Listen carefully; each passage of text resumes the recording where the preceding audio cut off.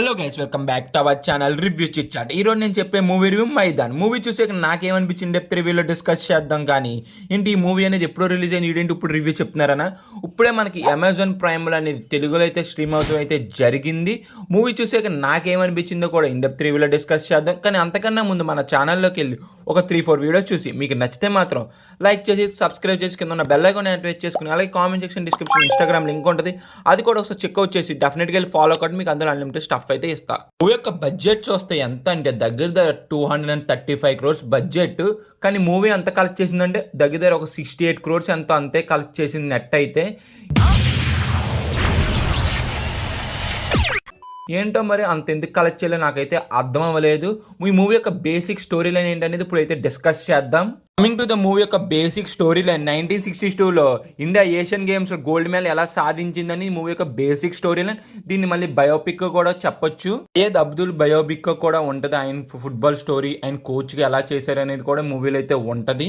యొక్క run time కూడా వచ్చి అంటే 3 hours 1 minute వరకు అయితే ఉంటుంది. మనకి తెలుగు ఆడియోలో కూడా ఉన్నది. అమెజాన్ ప్రైమ్ లో అయితే స్ట్రీమ్ అవుతుంది. మూవీ అనేది మీ ఫ్యామిలీతో కూడా చూడొచ్చు. ఇంకా మూవీ చూసాక నాకేమనిపించింది అంటే మాత్రం సూపర్ బ్రో, నాకైతే నచ్చింది గైస్. కానీ కొన్ని మందికి నెరేషన్ అనేది కొంచెం స్లోగా అయితే ఉంటుంది, వాళ్ళకైతే మాత్రం జస్ట్ యావరేజ్ అని అనిపిస్తుంది. కానీ ఫుట్బాల్ సీన్స్ వచ్చినప్పుడు అనిపిస్తుంది గైస్, గూస్ బంప్స్ అయితే తెప్పిస్తుంది. అసలు థియేటర్లో చూస్తుంటే మాత్రం ఆ ఫీలింగ్ అనేది వేరేగా అయితే ఉన్ను. కలెక్షన్స్ ఎందుకు రాలో నాకు అర్థం అవ్వాలా.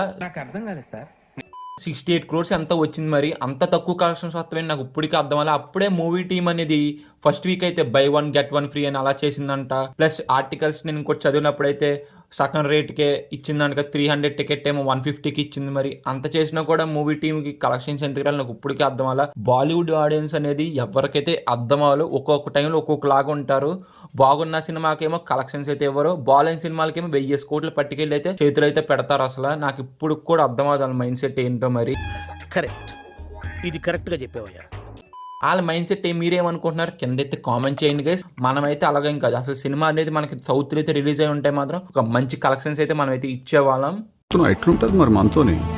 మూవీలో ఒక్క సీన్ కూడా మనకి అనవసరంగా ఉన్నట్టయితే ఎక్కడా ఉండదు. ప్రతి సీన్ మనకి ఇంపార్టెన్స్ లాగానే ఉంటుంది. కానీ కొన్ని సీన్స్ అనేది స్లోగా ఉంటాయి, అవి తప్పించి మాత్రం మిగతా సీన్స్ అనేది చాలా అంటే చాలా బాగా తీసారు. స్క్రీన్ ప్లే కూడా బాగా వర్కౌట్ అయింది.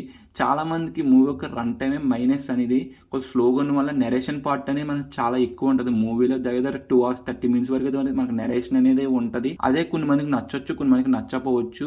అందుకే మూవీ అనేది కొన్ని మందికి యావరేజ్ అయితే అనిపిస్తుంది, కొన్ని మందికి అయితే చాలా బాగా నచ్చుద్ది. ఈ మూవీ చూసాకైతే మాత్రం మీరైతే మూవీ నుంచి అయితే కొంత అయితే ఆలోచిస్తారు. ప్లస్ ఫుట్బాల్ ప్లేయర్స్ మీద కూడా మీకు అయితే గౌరవం అయితే కన్ఫర్మ్ అయితే వస్తుంది మూవీ చూసాకైతే. డెఫినెట్గా నేను చెప్తున్నాను.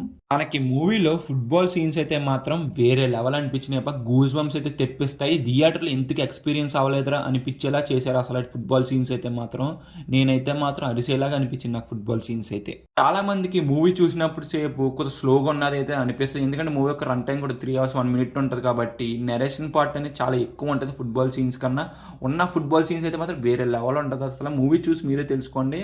మూవీలో ప్రొడక్షన్ వాల్యూస్ కానీ సినిమాటోగ్రఫీ కానీ పర్ఫార్మెన్స్ మాత్రం నెక్స్ట్ అంటే నెక్స్ట్ లెవెల్. అండ్ మ్యూజిక్ కూడా చాలా అంటే చాలా బాగున్నది. ఇంకా ఓవరాల్ గా మేము ఇచ్చే రేటింగ్ ఎంత మాత్రం 3 out of 5. వీడియో నచ్చితే మాత్రం సబ్స్క్రైబ్ చేసి అలా comments and description Instagram link ఉంటుంది, అది కూడా వెళ్ళి ఫాలో కొట్టండి కానీ మర్చిపోకుండా. Bye guys, see you next. జై హింద్.